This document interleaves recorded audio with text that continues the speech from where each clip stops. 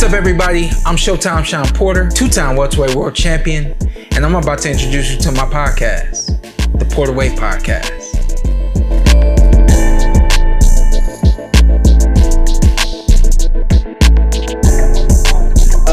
Let's get right to it. Welcome to the Porterweight Podcast. We got the man. He is a legend. I'm gonna skip the whole meth part. He is a legend. Bud, welcome to the Porterweight Podcast. What's up with it? What's going on, man? Like, how crazy has life been since 2 weeks ago from what you did about 2 weeks ago now? To be honest, my life haven't changed one bit. Yeah. Same with the same old. I'm at Dick's Sporting Goods, buying my kids some clothes for this little concert I'm about to take them to. But other than that, ain't nothing changed. I was having a conversation with somebody. And I said, Bud, the way Bud set up his life is different from me. I said, people expect me to do every interview. People expect me to show up and do everything that they want me to do. I got a feeling at least 100 interviews that came at you. How many of them did you turn down? How many of them did you accept? Man, I don't even deal with that. I let Julie deal with that. And you know, Julie, she like, I know he not gonna want to do this. So like some things that she know I might be enticed to do, then she thank you. It was amazing. Appreciate it. Y'all watched you. Appreciate it. Then she'll bring it to me, but other than that, she'll be like, I'm not even gonna bring you that because I know you ain't gonna do it.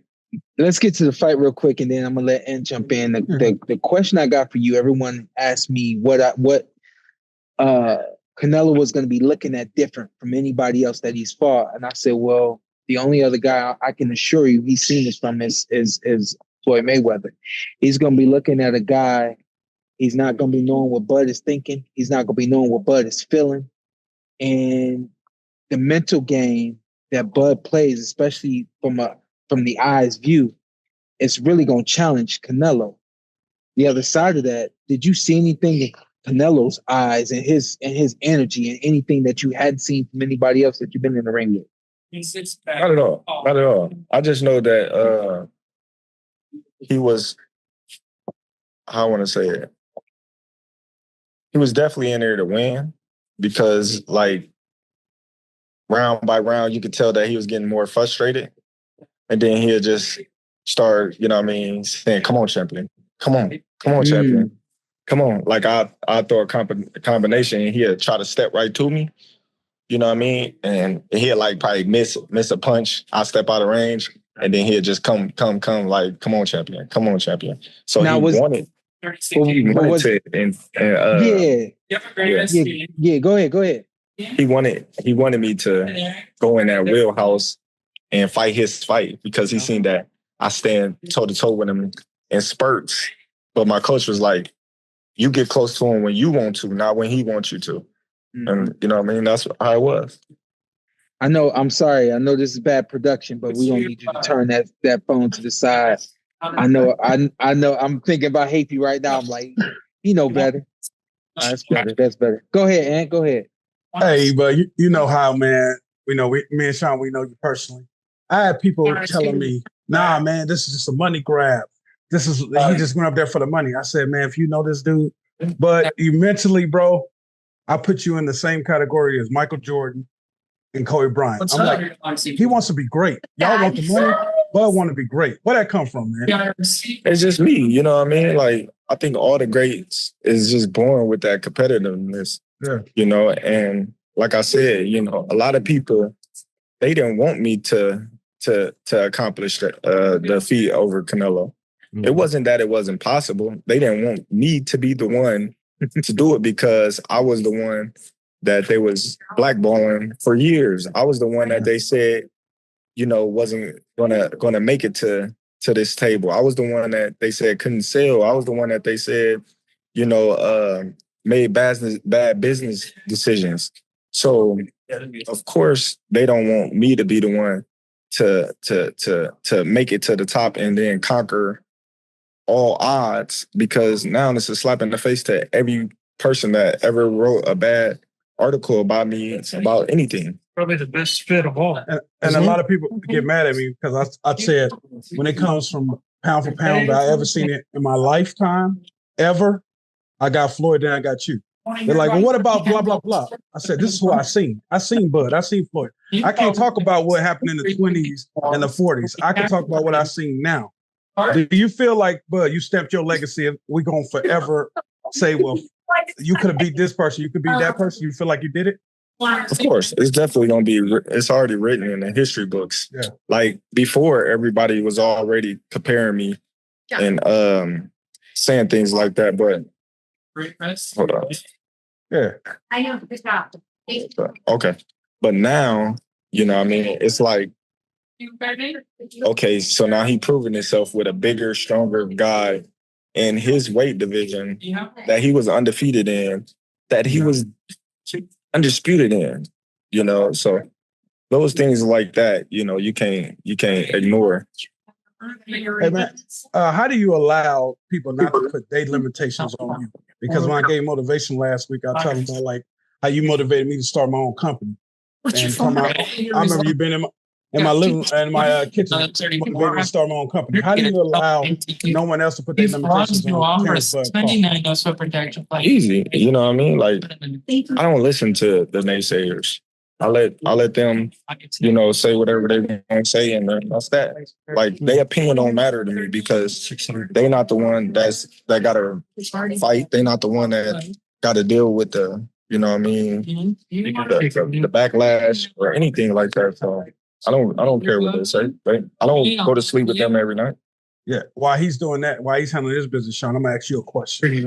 What when you were in the ring with Bud, like what was it? What's so difficult about it?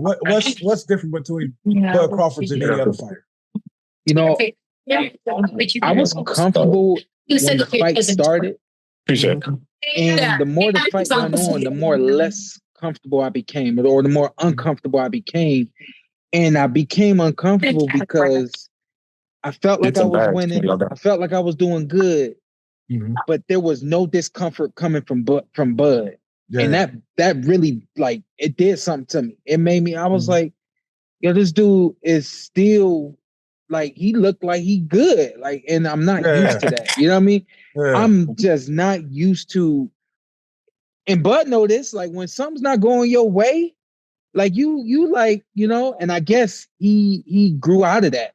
And not too many fighters know how to grow out of that. As you can hear, Canelo's frustrated. Canelo's almost 70 damn fights. The body language. But he still gets frustrated. The body language of this man right here is unmatched. I've never say never. I've never experienced that before. I think I only seen him get his ass whooped one time, and that wasn't acting. Somebody whooped his ass. I almost stopped him. But when did you know, like, I got him? We ain't got you. We can't hear you. Hey, we can't hear you. Can y'all hear me now? Yeah, I got you. Your hand look like it stank. Yeah, we got you. We got you. All right. Your hand look like it stank. What? Your hand look like it stank. Your hand stink? Do it stink? Smell it. Yeah. We good. We good. We good. We good. We good. We got you. We good. We good? Yeah, we good. Yeah. We good. All right. No, but I was saying, like, for me, I knew I had Canelo when I asked for the fight. You know what I mean? And you know how, like, people say, oh, well, he must see something. He must see something.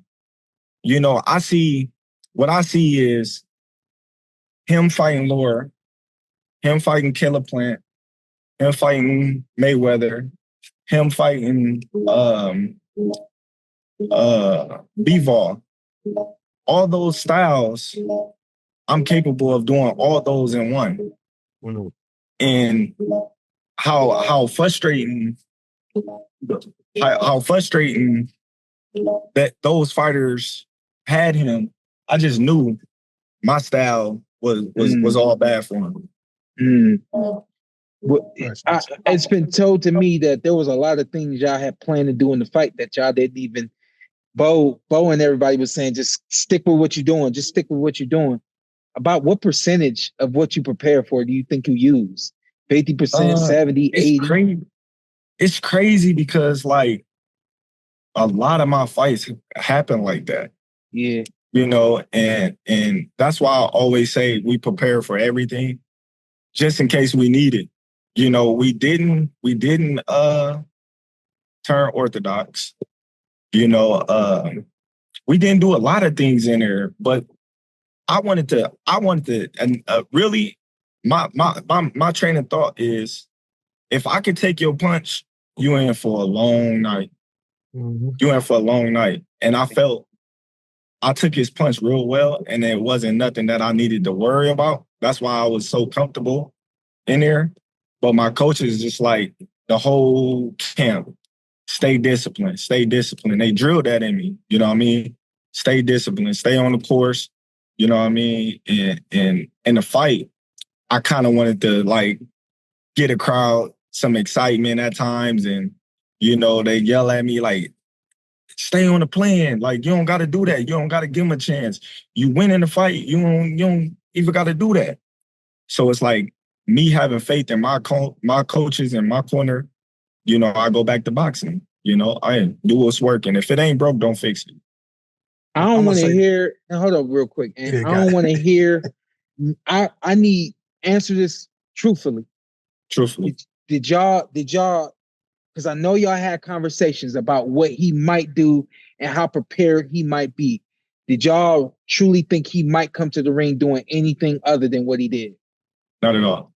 If you watched our training and you go back and you look at it and you see all the punches that they throwing at me when, you know, I'm catching, shooting, countering, then was all the punches that he threw. You know, along these last couple of years, we know Canelo, he neglected the jab.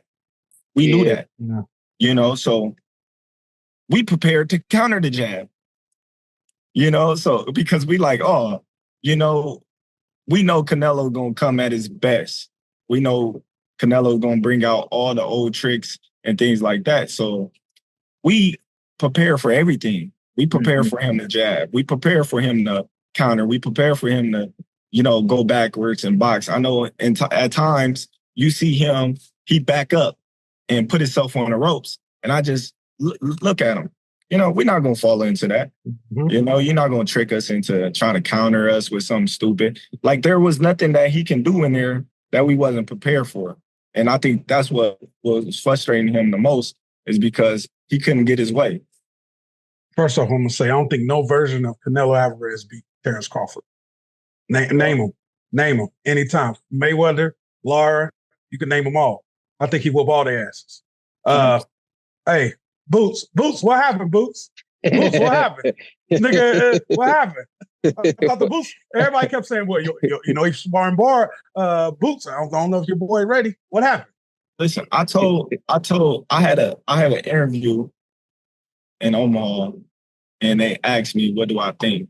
I said, man, that's good for Canelo. I said, but all in all, Boots is not Terence Crawford.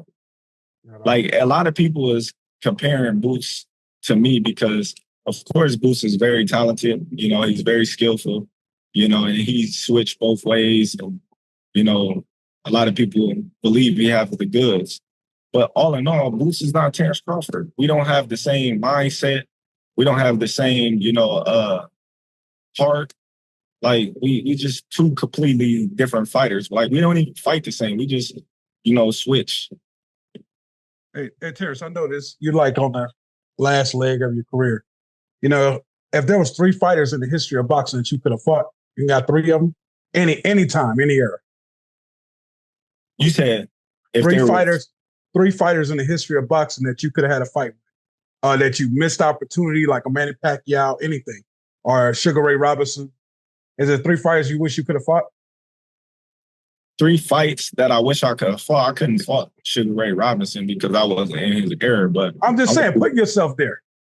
Yeah, of course. Me as a competitor, I want to fight everybody. Mm-hmm. You gotta, you know, understand that. Like, anybody that would.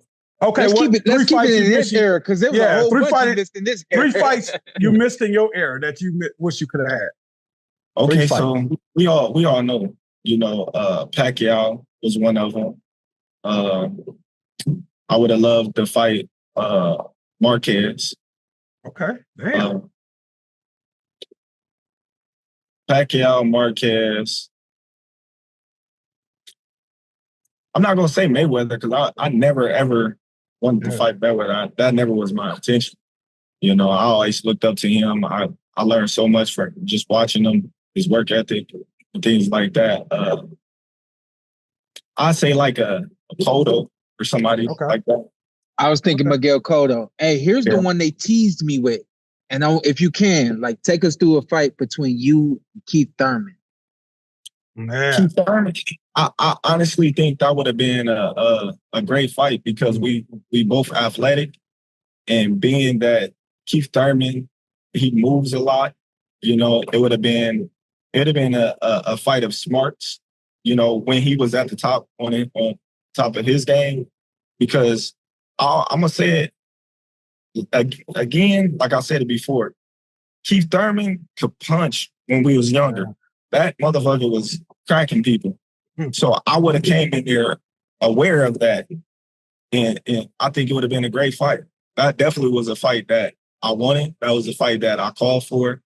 And they didn't even recognize me as a champion. That's crazy. But look at me now. Look at me now. Hey, you ducked him. I ducked him. Keith Thurman would have laid your ass out. Hey, let it go, Terrence. We see who that's crazy. Out of all those guys in your time, you're the last one standing, man. That's hell of a feat, hell of a record. For sure, definitely. Yeah, his mileage a little different than mine. Nah, Sean, don't do that. Yeah, Sean. Hey, I believe I'm older than you, Sean. Just the mileage a little different. I think I'm older than you, and I believe, not believe. I know I got more mileage on my body than you got on yours. That ain't true. Oh, that is true. That ain't true. When you start sports, okay. So when you start sports, let's go. I started, No sports. Football. I was playing football when I was 6. Okay, we're around some. And I was training. I've been boxing since I was 6.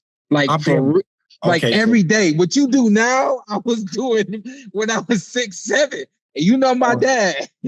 every day of Terence Crawford life, it haven't been a year. Well, now since I got older, it's different. But from 7 to 35, I've been doing sports every year of my life. Now you got hurt, you got to take time off, but every day, even when I wasn't boxing, I ain't never get hurt. What you do? I played football. I ain't never get hurt playing football. Hey, well, Keith Thurman. That was Keith Thurman. You take days off when you got rest days, you know what I mean? Oh yeah, I have rest days. Yeah, I have my rest days. Yeah, definitely. Yeah. I have my rest day. Hey, yo, before we get out of here, right now it's your Green Bay Packers is 2-0. What the season looking like for y'all? We gonna win the Super Bowl. Yeah. Sure. Well, the Browns is holding them to 3 points right now. It's 3 points, and I got a lot of money on this game, nigga. Who holding them? The Browns. Sorry ass Browns. What's the score? I'll see you next week. All right. I'll see you next week. All right. Hey, before we let you go on this episode, I got the kid. I got Miguel Gonzalez coming on the podcast. And I thought this was a unique story that somebody picked up, writing about Miguel being the last guy to beat you as an amateur. And I wanted to know what you remember about Miguel Gonzalez before we let you go. I remember I beat his ass twice, and I was beating his ass in the Olympic trials, and they gave him the fight. They robbed That's you. what I remember. They robbed you. That's what I remember. Yeah. Dang. No, I ain't gonna say. Hey, to be honest, I'm not gonna say they robbed me. I'm not gonna say they robbed me because that fight was close. But I felt like I pulled it out because I was just on his head. But you know what I mean? It was close. It was close. I ain't even gonna say it robbed me. It was close. I'm gonna be honest. You know what I mean? I felt like I won. I felt like I did enough. Just like, you know, I was winning against Saddam Ali, and so happened he scored all these points in the last round. I'm like, how the hell a person scored like 10 points in the last round when there ain't even been 10 punches land between both of them?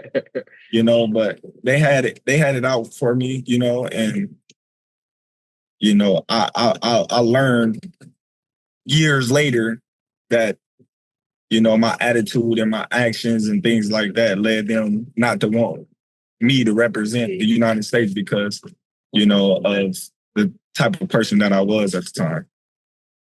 Before we let you go, anything else, Ann? No, man. I'm just saying I'm pulling up to Nebraska in a couple of weeks. I got this Asian kid from New York that's gonna cook you in basketball. So I'm pulling up with he bought your height. Secret. He don't even look like he can hoop. He's told me he was gonna cook you. I'm bringing him. My boy Matt, Nav Boxer. You see, he always showing you love. He got a little channel. He said he gonna cook me? He said he gonna cook you. Oh, well, shit, man. Hold on. What the fuck? What are you about to do? Shit, nothing. Hold on. Wait. Mm-hmm. He gonna cook me. Oh, he about to show us the court. I'm assuming. You know it. We got. My man Matt say he want the smoke. He bought your same size. I think he played a little college basketball. I guarantee you he lose. I'm told him I'm bringing him to Nebraska. Look, we ready. Oh! You telling Matt, we ready. Matt? There it is. Hey, I ain't no betting man. Hey, look, I ain't no betting man. I don't bet. I don't gamble. But I guarantee you, I bet that I beat him. And whoever, if he my side, I bet I beat him. Yeah, your size. And then you got to come to Vegas. You know, we still got the one-on-one. I got $1,000 on.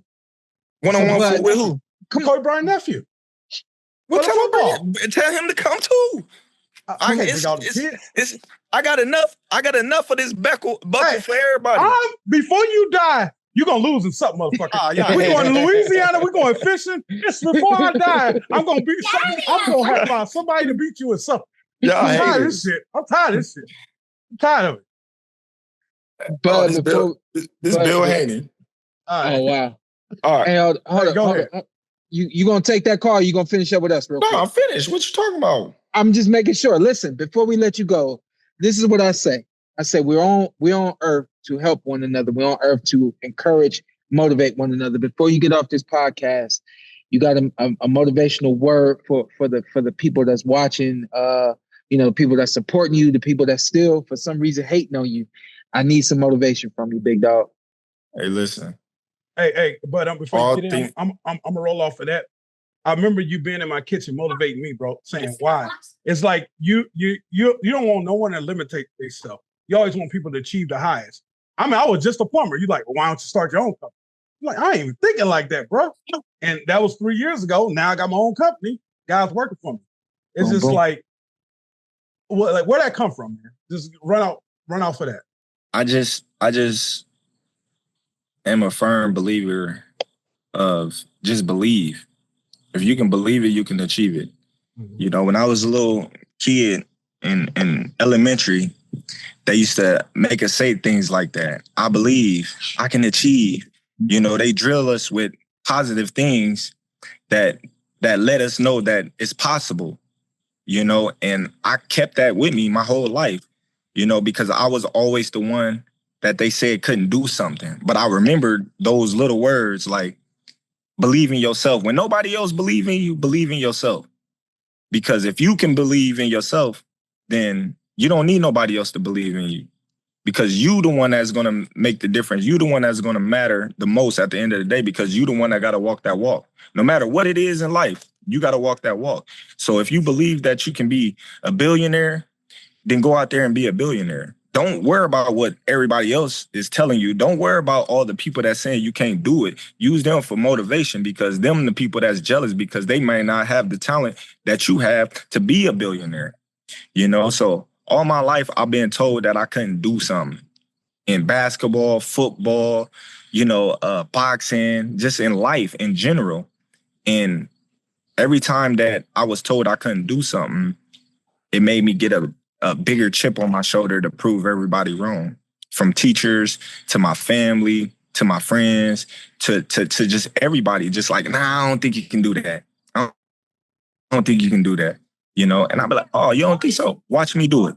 You know, and it just feels great when you accomplish something that you set your sights to set. Not